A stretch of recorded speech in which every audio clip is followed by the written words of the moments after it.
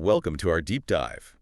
Today, we're pulling back the curtain on the high-stakes world, where A-list fame and high fashion, well, where they collide. And this one all started with a headline that was, just impossible to ignore. You saw it everywhere. Across social media, YouTube. Yeah. It was Markle denies designer dress theft claim. And that headline is really our mission today. We're going to sift through everything from, the tabloid reports to the much drier legal analyses to really understand what the media called Dressgate. Right. Because this is so much more than a fight over a piece of clothing. It's a masterclass in reputation management. And it shows the kind of intense pressure she's under. Her team had to issue this, incredibly fiery denial. Oh, it was one of the strongest I've seen. They called the claims categorically false and highly defamatory. And all of this huge reaction, was over one green dress. A dress that just reappeared in a trailer. Exactly. So let's unpack this. How did a dress worth less than $2,000 cause what became, really, a 9-figure PR headache? Okay, so let's start with the facts. The dress itself. The garment at the center of all this. It's a Galvan Ushuaia dress. Emerald green, one shoulder. It's valued at what, about $1,695? So just under $1,700. Yeah. And the origin of this is key, right? Where did she first wear it? She wore it for a huge, very high-profile event. It was her 2022 cover shoot for Variety magazine. And for a shoot like that, the clothes they're loans, right? Not gifts. Almost universally, yes. A stylist pulls samples from the designer. The clear understanding is they are temporary loans. They're meant to be used for the shoot and then returned. Promptly. So nobody really thought about it back in 2022. But then, almost 3 years later, it pops up again. That's when the controversy got, as one source put it, rekindled and amplified. Because it's right there, plain as day, in the promotional material for her 2025 Netflix special, With Love, Meghan. And that rewear was undeniable proof. The item had been kept by her team for, well, over 3 years. Which brings us to this kind of financial paradox. This is the real aha moment in this whole thing. It is, because you've got this person living in a multi-million-dollar Montecito mansion. She's got these $100 million deals. She could buy 1,000 of these dresses and not even notice. Exactly. So why on earth would you risk so much reputational damage over an item that costs less than $2,000? That's the question, isn't it? If they wanted it, why not just buy it? Why wouldn't her team just handle that right away? And that's exactly where the media narrative shifted. It stopped being about money. Completely. The low value of the dress means the story isn't about theft or, some kind of financial crime. It immediately pivots to a critique of character. Right. So the narrative becomes about alleged entitlement or carelessness or this idea that she doesn't follow the same rules as everyone else. And those kinds of character attacks, Look, they are so much harder to defend against. They cause real long-term damage to a personal brand. okay, so to get this, we really need to understand the rules she was accused of breaking. What's the normal protocol here? It's all about standard operating procedure for these high-end fashion loans. When a dress like that leaves the designer's showroom, it's a sample. Its movement is all tracked by a document. It's called a memo. So this memo isn't just like a reminder note. It's a legal document. Oh, absolutely. It's a contract. It shifts full financial liability for the item to the stylist or to the celebrity's team. If that sample is lost or damaged, they're on the hook for it. And these samples are valuable assets for the designer, I'm guessing? Hugely. They're used for other press shoots, for sales, for their own archives. So the default expectation is simple, mandatory, documented, and very prompt return. And if you don't return it? It's seen as a major administrative failure. Even if you find it later, there can be penalties. And the allegations that really blew this up, they started before the dress, didn't they? They did. The spark was journalist Vanessa Grigoriadis on the Heretics podcast. This was back in March 2024. And she claimed Markle didn't return a lot of stuff from a shoot. So it was a general claim. A very general claim, but it was enough.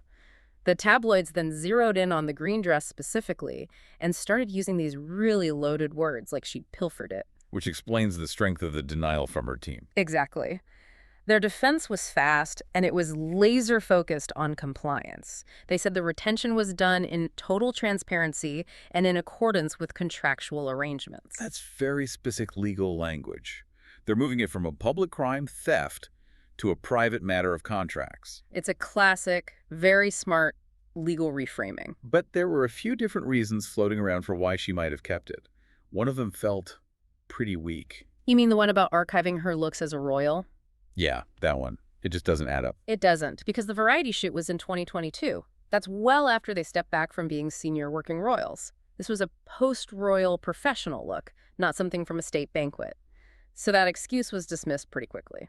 Okay, so what was the stronger argument? The one that actually fits with that contractual arrangements defense? Well, industry sources who deal with security for high-profile people offered a much more compelling reason. Which was? Security. It's apparently standard practice for major public figures to keep or purchase certain highly visible items. Stop them from being sold. Exactly. To prevent a potential resale or an unauthorized auction. A dress worn by someone like the Duchess on a magazine cover. Its value just skyrockets on the secondary market. And other people would profit off her name. Right. So retaining the item is a way to control that. And that aligns perfectly with the team's statement about a formal, authorized agreement. That makes so much more sense. It shifts the motive from carelessness to proactive risk management. And the biggest piece of evidence for this is the silence. The silence from who? The alleged victims. Yeah. The designer, Galvan, and the magazine Variety. Neither of them have ever publicly said the dress was stolen or even missing. That's a really good point. If they felt they were ripped off, you'd think they would say something. Their PR team would have every reason to demand it back publicly. The fact that they've said nothing strongly suggests the whole thing was handled privately, probably through a simple purchase. So the real drama wasn't a crime, it was just the public perception. The perception of an oversight, yeah. And the timing of the dress showing up again in that Netflix trailer that just threw gasoline on the fire. Oh, absolutely. That trailer was a PR masterpiece, loaded with talking points. It showed her giving hosting tips, preparing food. And she shared that really surprising story about the late Queen giving Archie her personal waffle maker. A very intimate, humanizing detail. Very strategic. And Prince Harry was in it, stirring a bowl, which everyone immediately compared to that time he missed the royal family Christmas pudding event back in 2019. It creates an instant visual contrast. And it revived all those old narratives about the split from the family. So this feeds into the wider critique about timing. Right. Yes. Multiple sources pointed out the trailer dropped almost at the exact moment Prince William and Princess Catherine were attending the Royal Variety performance in the UK. So again, the accusation is that they're deliberately trying to upstage a big royal event. It's a claim that follows a lot of their major announcements. But the conversation around this went beyond just the dress and the timing. It tapped into these other existing negative stories, especially about her title. It connects directly, specifically to a story from Harper's Bazaar. What happened there? It was a small detail. The story mentioned that at a friend's party in a semi-formal setting, a house manager formally announced her arrival as Meghan, Duchess of Sussex. And that little formality became a huge deal. Why? Because it's about perceived intent. A royal commentator jumped on it, calling her the Duchess of Delusion. Wow. They called the announcement a deeply uncool move and a mortifying title tantrum. So the argument is that even though the title means nothing for her business brand, It means everything to her for personal validation. That's the critique. and that's a much more brutal narrative to manage. It paints a picture of someone seeking status, not just running a business. It is. And that's why the crisis management around the dress was so aggressive. When her team used the words highly defamatory, that wasn't just them being angry. It was a threat. It was a calculated legal threat. It's designed to create what's known as a chilling effect. Can you explain what chilling effect means for you listening? Sure. The threat of a defamation lawsuit makes media outlets, especially smaller ones, back off. The potential legal cost is just too high, so they self-censor. They'll drop the story or stop using the word theft. It's all about information control. So let's tie this all together for you. This whole thing is really a case study in celebrity risk management. The cost of the dress, that $1,700, it's basically nothing. The rounding error. Right. But the reputational cost of the crisis was massive. So the failure to just document a simple purchase beforehand, it was a huge administrative oversight. And that's the main takeaway. In the world of PR, a simple administrative mistake, a forgotten email, a missed deadline, is almost never seen that way by the public. It's seen as a character flaw. Immediately. It fuels those existing negative narratives about entitlement or carelessness, which do far more damage than any minor contract dispute ever could. So at the end of the day, this whole thing boils down to a question of documentation. Was the dress kept because of some complex authorized agreement, or was it just carelessness that the media capitalized on? The official statement points firmly to the first one, but the public debate was driven entirely by the second. Which leaves us with a final thought for you to chew on. If the dress really was kept for security reasons, to prevent it from being sold at auction, what does that tell us?